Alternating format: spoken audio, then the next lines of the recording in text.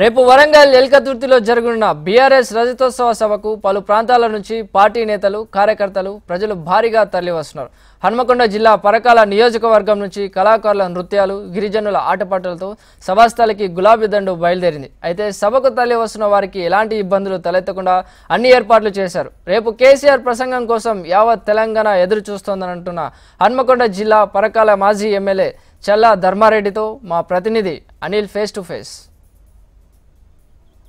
BRS రజతోత్సవ భాగంగా పరకాల నియోజకవర్గం నుంచి గిరిజన సాంప్రదాయ సంస్కృతి ఆధ్వర్యంలో కార్యకర్తలందరూ కూడా స్వాగతం పలికేందుకైతే ప్రభ బండ్లు ఇక్కడ నుంచి ప్రారంభం కావడం జరిగింది. వరంగల్ జిల్లా గీసుగొండ మండలంలో ఈ ప్రభ బండ్లకు ఒక ప్రత్యేకత ఉంది. కొమ్మల జాతరకు సంబంధించిన అప్పటి నుంచి కూడా రావడం జరిగింది. అయితే తెలంగాణ సంస్కృతిని ప్రతిబింబించే ఈ ప్రభ బండ్లతోని కేసీఆర్ సభకు పాల్గొనేందుకైతే గిరిజనులందరూ కూడా తమ సంప్రదాయ దుస్తుల్లో రావడం జరిగింది. ప్రస్తుతం అంతా మాట్లాడడానికి పరకాల మాజీ ఎమ్మెల్యే గారు ఉన్నారు. సార్ చెప్పండి, రేపు తెలంగాణ రాష్ట్ర సమితి బీఆర్ఎస్ పార్టీ రజతోత్సవ సభకు పెద్ద ఎత్తున సభ జరగబోతుంది. ఆ సభలో భాగంగా ఈరోజు పరకాల నియోజకవర్గం నుంచి పెద్ద ఎత్తున ఒక 20,000 మంది తల్లి రాబోతున్నారు.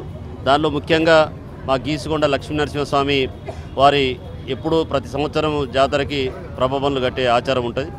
ఆ ఆచారం ప్రకారంగానే మరి అక్కడ ఉన్నటువంటి గ్రామస్తులందరూ కూడా ప్రభబండ్లను కట్టుకొని ఒక దేవుని దగ్గరికి ఎలా అయితే రథం కట్టుకొని పోతామో రేపు వచ్చే కేసీఆర్ కూడా అదేవిధంగా రథం కట్టాలని చెప్పి అలా ప్రభబండ్లను సంఘం నుంచి ఒకటి గీసుకొండ నుంచి ఒకటి కట్టడం జరిగింది.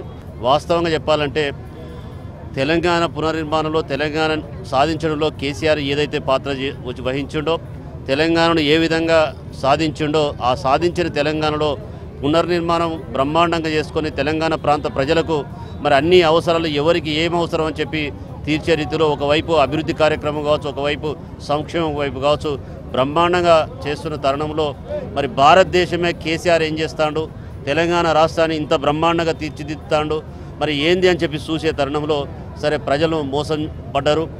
ఏదైతే రేవంత్ ప్రభుత్వం ఉన్నదో ఒక మోసపూరితమైనటువంటి మాటలు మాట్లాడి 420 హామీలు ఇచ్చి ప్రజలను తన వైపు తిప్పుకునే రీతిలో చేసి ఈ రోజు ప్రభుత్వం ఏర్పడిన తర్వాత 1 సంవత్సరంన్నర కాలంలో మళ్ళీ 10 సంవత్సరాలు వెనుకపోయే పరిస్థితి ఇలా కాంగ్రెస్ పార్టీ తీసుకొచ్చింది. దానిలో మరి ఏదైతే ఇచ్చిన హామీలు కూడా ఒక్కటి కూడా నెరవేరలేదు. ఇలా రైతులకు ఇచ్చిన రైతు బంధు పెంచుతానడు, ఉన్న రైతు బంధునే తీసేసే పరిస్థితి వచ్చింది. ఇలా రైతు రుణమాఫీ చేస్తానడు, రైతు రుణమాఫీ ఏ గ్రామంలో కూడా ఎక్కడ కూడా జరగలేదు. మేము కాదు కాంగ్రెస్ నాయకులే ఇలా రైతు రుణమాఫీ కాలేదని చెప్పి చెప్తా ఉన్నారు. ఇందిరమ్మ ఇండ్లు అని చెప్పి సంవత్సరం నుంచి మోసం చేస్తూ ఎప్పటికీ అప్లికేషన్లు తీసుకోవడం పోవడం, ఇప్పుడు ఇంటికి మరి డబ్బులు ఇస్తేనే ఇస్తామనే పరిస్థితికి ఈరోజు తీసుకొచ్చిందంటే ఒకసారి మనం ఆలోచించాల్సిన అవసరం ఉన్నది. మహిళలకు 2,500 కావచ్చు, వృద్ధులకు పెన్షన్ 4,000 ఇస్తామని చెప్పడం కావచ్చు, మరి గ్యాస్ ఇస్తా అని చెప్పడం కావచ్చు, స్కూటీలు ఇస్తా అని చెప్పడం కావచ్చు, అనేక రకాల ఒక రకంగా చెప్పాలంటే ప్రజలకు పెద్ద ఆశలు చూపించి దాన్ని నిర్వీర్యం చేసే పరిస్థితికి ఈరోజు రేవంత్ రెడ్డి ప్రభుత్వం వచ్చింది. దాన్ని నిలదీయడం కొరకే ఈరోజు రజతోత్సవ సభ బ్రహ్మాండంగా జరగబోతుంది. తెలంగాణ రాష్ట్రం అంతా కూడా పెద్ద ఎత్తున ఎవరికి వారు బండ్లు కట్టుకొని ఇట్లా రథాలు కట్టుకొని ఎడ్ల బండ్లు కట్టుకొని ట్రాక్టర్లు వేసుకొని వాహనాలు తీసుకొని వచ్చే పరిస్థితి వచ్చిందంటే ఈరోజు తెలంగాణ రాష్ట్రంలో ఏ కదలిక వచ్చిందో ఒకసారి ఆలోచించాలి. ఈ సభ గురించి తెలంగాణ కాదు భారతదేశంలో అన్ని రాష్ట్రాలు కూడా రేపు కేసీఆర్ గారు ఏం మాట్లాడతారో ఏం చేస్తారని చెప్పి కాంగ్రెస్ నాయకులు కూడా నిన్న మొన్న ఫోన్ చేసి మాకు కూడా ఒక వెహికల్ ఏమైనా పెట్టుకొని రావచ్చా మేము అని చెప్పి అడిగే పరిస్థితికి వచ్చిందంటే మనం ఆలోచించాల్సిన అవసరం ఉంది. మెయిన్గా మనం చూస్తుంటే కాంగ్రెస్ పార్టీ ప్రధానంగా అసలు అసెంబ్లీలోనే కేసీఆర్ రాలేదు, ఇది ఈ సభలో ఏం చెప్తారు, ఆ సభలో ప్రజలు ఎట్లా రిసీవ్ చేసుకుంటారు అనే వాళ్ళు ప్రశ్నిస్తారు.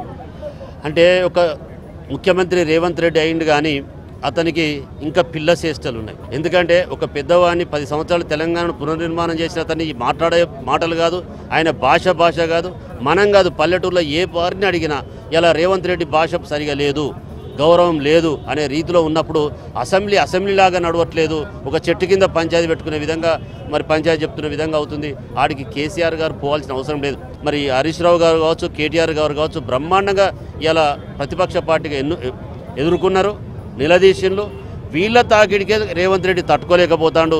కేసీఆర్ వస్తే ఏం తట్టుకుంటాడు? ఇంకా రేవంత్ రెడ్డి ఏదో రెచ్చగొట్టే మాటలు మాట్లాడి ఇలా చేయడమే తప్ప బ్రహ్మాండంగా రేపు జరగబోయే సభనే ఇలా ప్రజలందరూ వీక్షిస్తూ ఉన్నారు.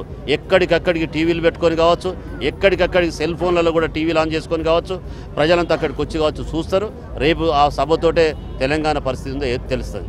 ఫైనల్గా మీ నియోజకవర్గం నుంచి ఎంతమంది మా నియోజకవర్గం నుంచి 20,000 మందికి మేము ప్రణాళిక చేసుకున్నారు. మా వాళ్ళంతా గ్రామాల వారికి మేము చేసుకున్నప్పుడు ఇంకా మాకు వాహనాలు దొరికితే ఇంకా మేము పెరుగుతాము, ఎక్కువ వస్తామని చెప్పి రావడం జరుగుతుంది. మేము వృద్ధులను వద్దన్నాం, ఎండకు బాగుండదు అని చెప్పడం జరిగింది. మరి అదేవిధంగా మంచిగా రావడానికి ఏర్పాట్లు కూడా అక్కడ సభాస్థలిలో చేయడం జరిగింది. ఎక్కడ కూడా పార్కింగ్లో ఇబ్బంది లేకుండా 360 డిగ్రీస్లో హాఫ్ కిలోమీటర్ లోపు వాహనాలు ఆగే విధంగా ఏ వాహనం ఏ రూట్లో పోవాలనే ప్రణాళిక కూడా చేసుకున్నాం. కాబట్టి ఎవరికి వచ్చే వారికి ఎవరికి ఇబ్బంది లేకుండా మరి అక్కడ చేరబోతున్నాం. ఇది చూస్తున్నాం మొత్తంగా ఎవరికి తోచిన విధంగా వాళ్ళందరూ కూడా బీఆర్ఎస్ సభకైతే రావడానికి ఏర్పాటు చేయడం జరుగుతుంది. మనం చూస్తున్నాం గిరిజన సంస్కృతి సంప్రదాయ దుస్తులలో అందరైతే రావడం జరుగుతుంది. వీడియో న్యూస్ రామరాజుతో అనిల్ కుమార్, HM TV, వరంగల్.